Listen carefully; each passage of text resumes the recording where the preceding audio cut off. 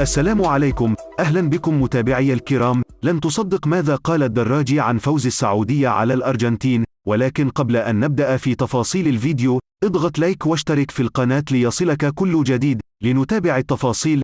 لعب منتخب السعودية ب7 أرواح أمام نجوم الأرجنتين في مستهل مشواره بمونديال 2022 في قطر، حسب وصف الإعلامي الجزائري حفيظ دراجي.